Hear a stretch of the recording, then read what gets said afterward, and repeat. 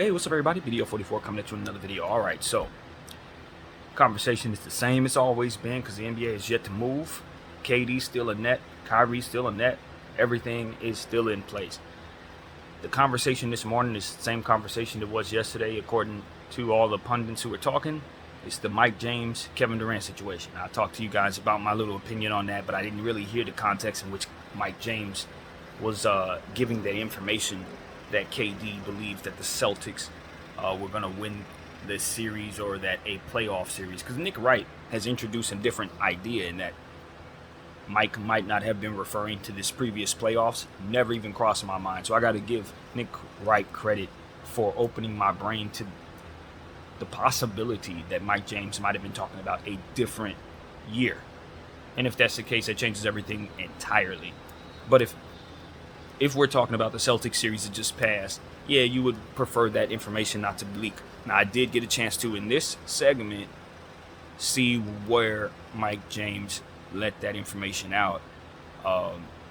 Essentially, it was just him saying, yo, I invited KD to something that was going on during the playoffs. KD said he knew he wasn't going to be able to make it because we're going to be in the playoffs. A couple weeks later, he called and said, yeah, I'm going to be able to show up because I know we ain't going to make it.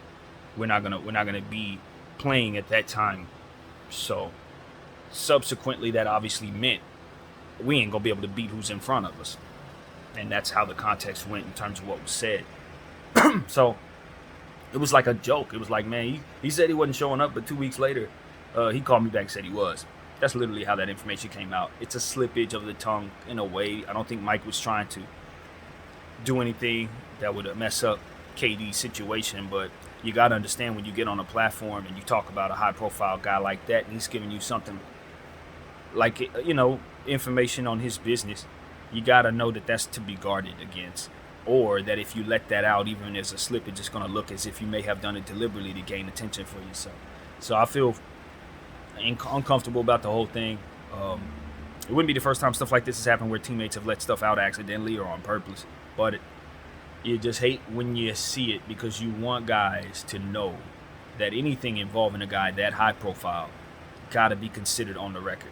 If you ever heard of a hot mic, where a guy's mic will be left on while he doesn't realize it's on, and he's talking, and it's the worst stuff in the world coming out of his mouth because he doesn't know that he's speaking to the American public or what have you, that is kind of what ends up happening when a good friend lets loose some bad information.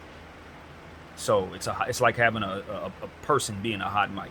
You just don't want it, man. And so you got to make sure that the people around you, you know, understand that when you're one of those high-profile Kevin Durant type of dudes. Even if it's a Sunday afternoon in your own apartment or your own place with a bunch of friends, certain things never should be uttered out of your mouth because it'll mess up your money if there's a hot mic around, in human form or otherwise. Some stuff just can never, ever be.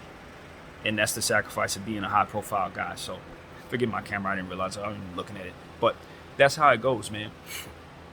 I think Mike James just made a mistake, a simple mistake, that could be interpreted as him clout-chasing or being not so good of a friend.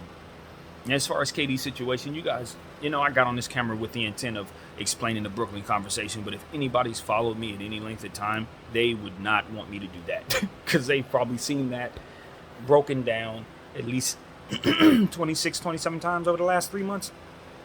I don't need to explain to you why I think Kevin Durant is requesting a trade. Because I was listening to that same segment that we're talking about, and one of my favorite guys, Kevin Wiles, was saying that he has yet to have anybody tell him why KD has made this trade request. And my thing was, well, let me tell you. You guys already know. You follow me. What I think of that situation. Now, obviously, I'm not behind the scenes, and I don't know anybody, so everything I got to say is speculation. But tying loose ends, he just didn't like how Kai was treated, and he wants Kai's situation to be handled with a bit more precedence because treating Kai right is an extension of treating KD right. In the sense that this is an NBA, he's an elite player, and that's how things are done right now. You look over in Milwaukee, Giannis's brother is playing with him. They just picked up his other brother in their G League affiliate. They're making sure they make him comfortable. You look over in Cleveland, they just drafted Evan Mobley's brother. They're doing things to make sure Evan is happy. You look over in Clipperland, Kawhi Leonard said, bring me Paul George or I'm not coming. They gave up their entire war chest to bring in both of those players just to make Kawhi happy. You look over in LA. LeBron said, "Get me AD." Lakers gave up everything to bring Bron what he wants. This is the precedent that the field is setting when you have a player of that magnitude. And the Nets, by way of how they treated Kyrie, did not give KD that leverage or that perk that other stars are getting, and that right there is why he would want to leave, in my opinion.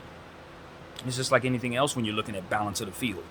If that guy on my lane is getting that respect over there, and I look over there, etc., same thing. Look over there, etc., same thing. Look over there, etc., same thing. Then I look at myself. I see my 2 rings. I see my multiple MVPs. I see my accolades. I see where I'm headed, and I see what I have to work with on this team. And regardless of how we got to where we are with the roster, at the end of the day, that's where we are. And this is not what I am supposed to be getting as a star. Now, the situation itself, of course, is unique because it's not as simple as bringing KD what he wants. It's about them having a different agreement with a different athlete of a certain cachet of whom they don't want to have an agreement with. So it's the messed up notion that the Paul George piece is not something that they would want to bring into Clipperland, or that the Mobley bro ain't the one they want to bring, or Giannis's brothers wouldn't be available to be. Like, this is the equivalent of that. Like the Lakers saying, "Nah, we ain't gonna bring you what you want. We gonna go get you what we want, and you gonna play with it." That's essentially what the Nets are telling KD in a roundabout way, by way of not negotiating the way he wants them to with Kyrie. But they have to make an organizational decision to prioritize KD or prioritize their desire to have Kyrie be the Kyrie they want him to be in their uniform. And they have prioritized him, from where it seems, their preference over Kyrie, over the overall totality of having KD and everything that he wants on their roster. So essentially they've chosen themselves over KD, as far as I can tell. So now we see if that's a good decision. Now we see if they execute that in a way that brings them to a place that makes them happy, their fans happy, makes them money, all of that. There are ways. I think the best way, of course, is to blow it all up, start the timeline over, try to put yourself in a position like Utah and Indy to get Victor. Because if you get Victor, you forget about KD right away. Now, the chances of you getting Victor are very slim, but the point is, that's the most certified and assured way that you can give yourself the type of basketball foundation that ultimately other teams have, that allow them to make certain decisions that maybe you're not willing to make, or can't make, or don't have the freedom to make properly without falling apart. I think it's the best way to describe it. In other words, if the Golden State Warriors decide they want to move on from Steph Curry, they have so much talent that they could probably survive it. You understand what I'm saying? Like, they have the contingencies in place with the young players to where if Steph decides he wants to retire, it's the worst day in the world, but it's not like they're not going to make it through it. They'll make it through it. The Nets are in a situation where they have to actually question whether or not letting KD go will make sense, based on the fact that they probably won't be able to build nothing that makes sense in his stead. Without the young players, without the pieces, etc., without the market being freely open for them to get all that they should be able to get for that type of player. So they're in between a rock and a hard place, and it does truly make sense for them to consider paying Kyrie Irving his money so that they can keep their situation intact and not have to worry about resetting this process so soon, when they've already started making moves that cater to that process in their own way. I don't like the moves they've made, but they've made them with the intent of the players that they have. Patty Mills is signed because KD's there. Royce O'Neal, you trade a first-round pick for Royce O'Neal because you want to bring him back as a piece that's going to help this team win. If you blow this team up, those moves make even less sense. And I didn't think they made sense just preference-wise. I don't like those moves. So when you consider that, I don't know who feels like I do, but if you don't like those moves either, then you probably just further look at the situation and see it sour. So that's been the take on it, Brooklyn, obviously, and I don't think nothing's changed. Now, subsequently, if you go back and give Kyrie his money, you give KD his money, or rather, you get KD back. I don't think he's going to want out if Kyrie stays. And I think that's why Kyrie is going around telling people, I want to be with the Brooklyn Nets. I want to be with the Brooklyn. I want to be with the Brooklyn Nets, because he sees that bit of leverage. That door is starting to crack. That's what's happening right now. It's not that the Lakers situation has soured or anything's changed with the Lakers. No, the Lakers are a great consolation prize for him not getting $5 years at whatever $1 million. It's a great consolation prize, but it's definitely, most definitely a consolation prize. And anybody that can see the situation understands that the only thing an athlete should want at 31 years old is multiple years attached to their name, so they can secure that they have their tryout in this NBA without any questions asked. 1 year, 2 years with the Lakers ain't nothing compared to 5 years guaranteed in the NBA. So he has to prioritize over the Lakers, and I don't blame him as a Laker diehard for doing so. That's just common sense, and we have to keep the business of basketball in our minds because you'll be blindsided by it if you don't. So the business is first when it comes to Kyrie's situation. That's the only way to play it if you're him, and that's why he's still doing what he has to do to stay close to the Brooklyn Nets organization from a face standpoint. He has to keep face with them. So yes, does he want to go back? Of course, if they're willing to pay him what they're not willing to pay him, and that's what it is. So maybe they go back to the drawing board now and come to that conclusion. Maybe they say, you know what, we can't move KD. Everything sucks right now. We made these moves as I said. Kyrie, our relationship with you isn't great, but if it's going to lose us KD, it just isn't worth it. We're going to do what we have to do to keep you here, and if we don't like what we see here, that's a bridge we'll cross. But at this point, here's your money. KD, please rescind your trade request. Our team is intact. Let's move forward and try to go after a championship. We'll continue to retool, and as we know what we are, we will retool accordingly. If we don't like what we see, we'll make moves at the deadline at the end of this year. If we don't make the playoffs, we'll retool going forward, and continue to make ourselves as flexible as we can. With every passing year, we'll become more flexible. This is the plan that I would have in place if I'm Sean Marks. We got Ben Simmons here. We start the season with him. He plays his value up. He either becomes a star again, or we trade him as his contract becomes more mature and easier to move. You know, so that's what I got if I'm the Nets organization. But see, I'm a different kind of guy, because I don't think I'm the person to refer to in regards to this at all, because the first thing I'm going to do is support Kyrie when he doesn't want to take the jab. You know, from where I'm sitting, that's the first thing I'm going to do. I'm going to be talking to, and I'm not saying they didn't do this. Definitely not saying they didn't do this.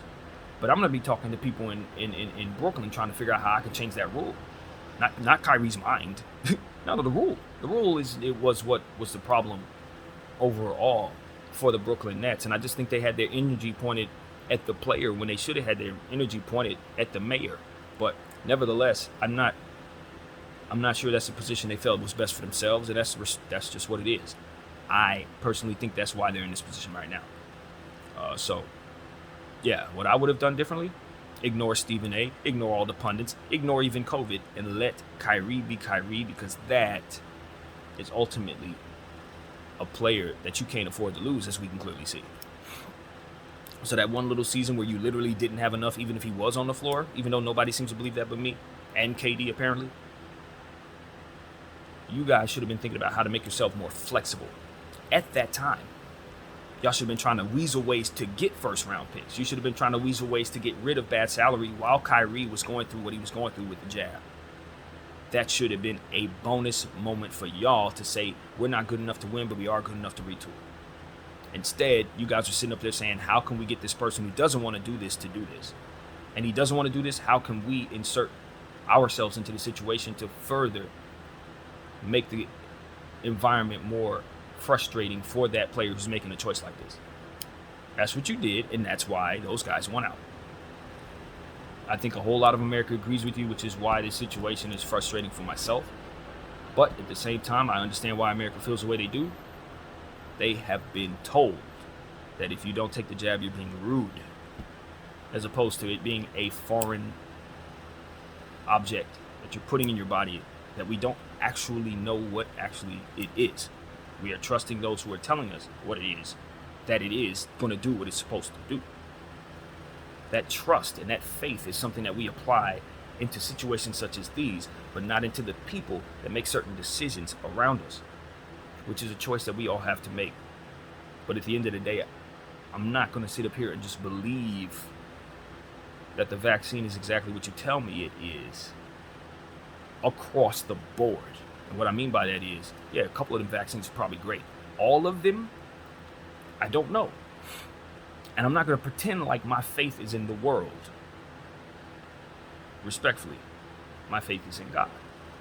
As a person, as a preferential choice in life, I don't choose to apply faith to man. Now, why is that relevant? Because that's just me. I'm one guy who cares what I think. Why is that relevant? Because we're all different.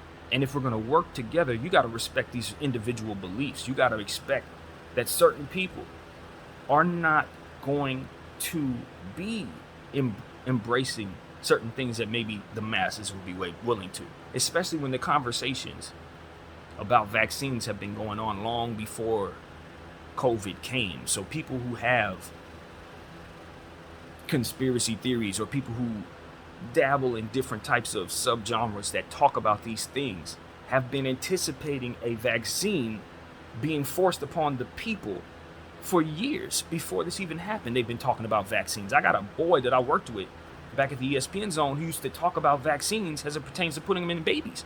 He would talk about vaccines more than he talked about anything else. And every time we saw him, that was on his mind. So when the pandemic came around, you know what position he took? Take a guess. Wasn't surprising to me because I already knew what position he was going to take based on conversations we had years before this even became a thing. So what I'm saying to you is there were people like this already thinking like that before the pandemic came along. So now that the vaccine is forced, all they're thinking in their mind is, this is what we told y'all was coming. I believe Kyrie's one of those people.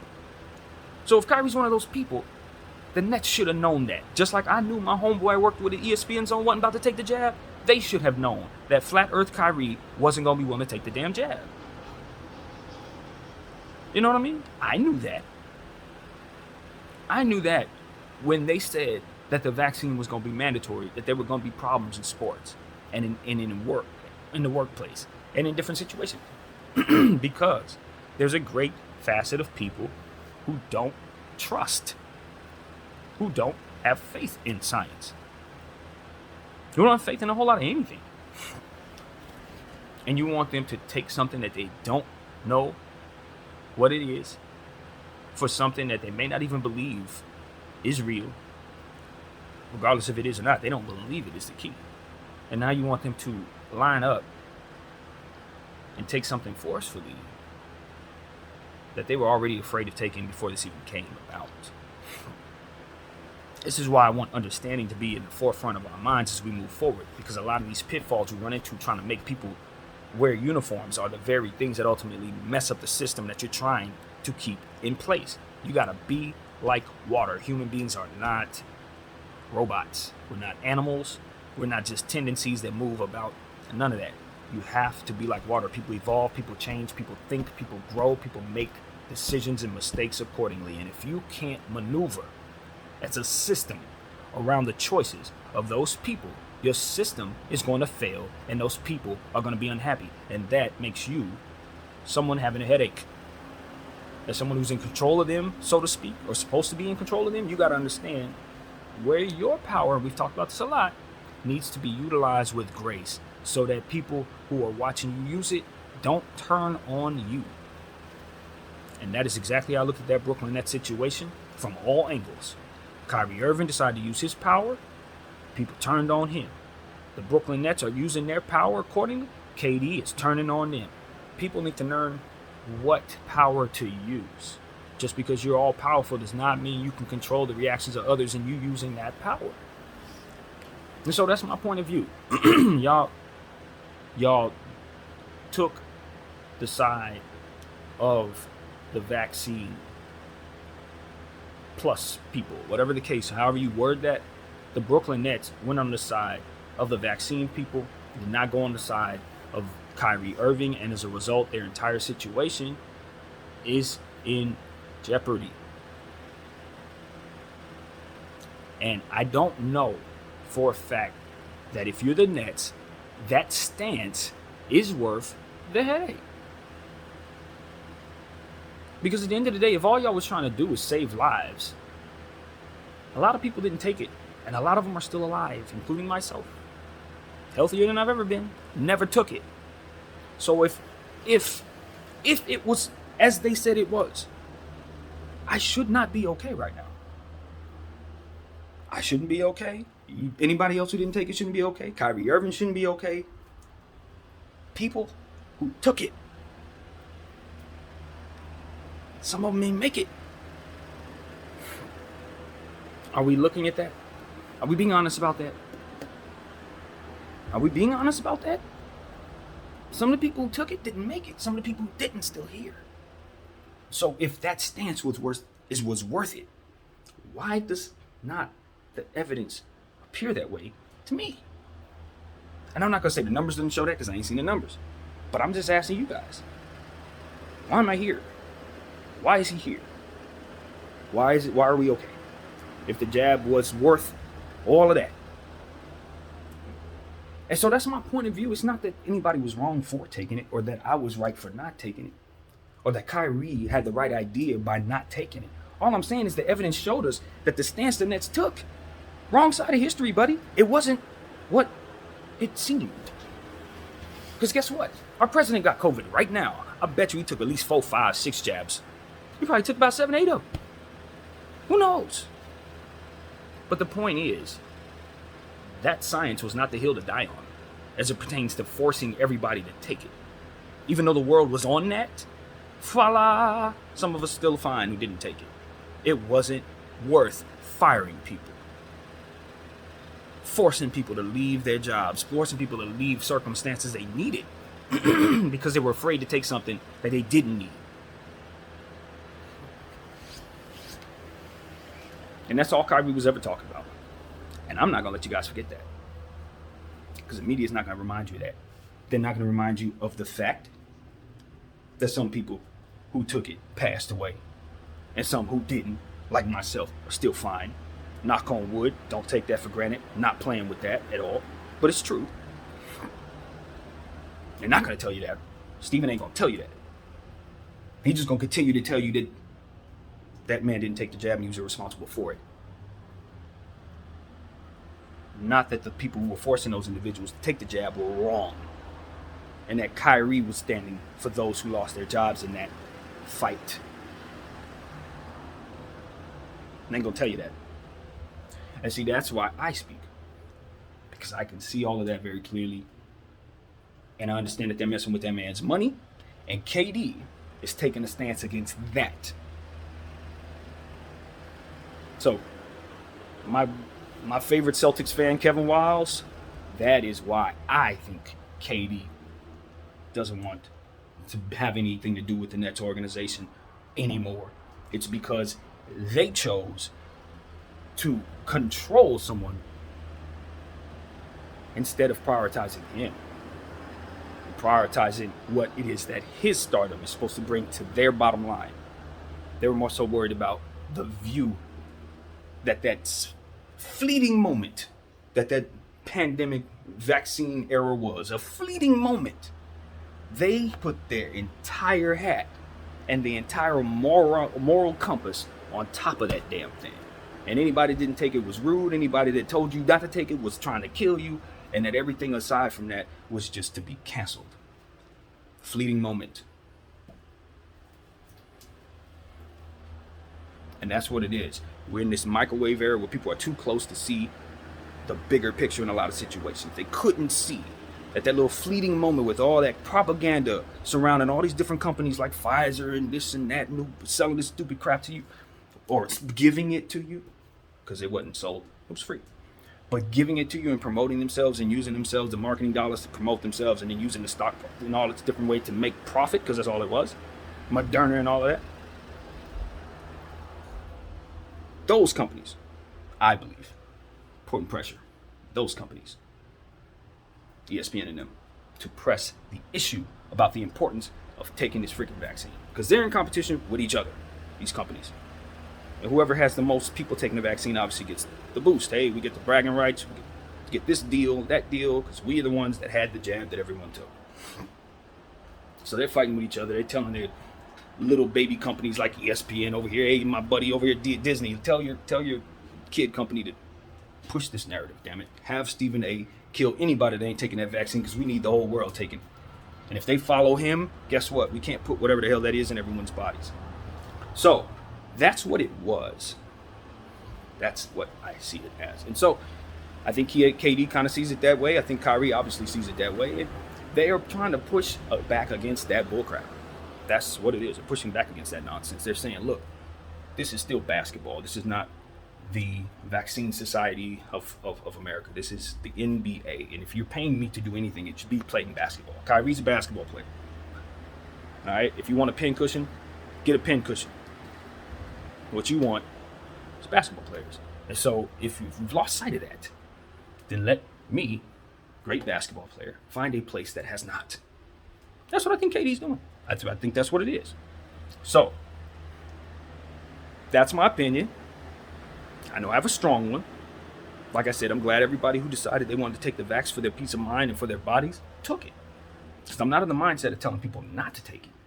I'm just not in the mindset of letting people who are telling me to take it, let them align me personally with having bad morals or having a lack of understanding or a lack of empathy for others, or not realizing that I can weaponize myself against my grandmother if I didn't take the jab, which wasn't technically accurate because those who took it didn't actually often find themselves without it.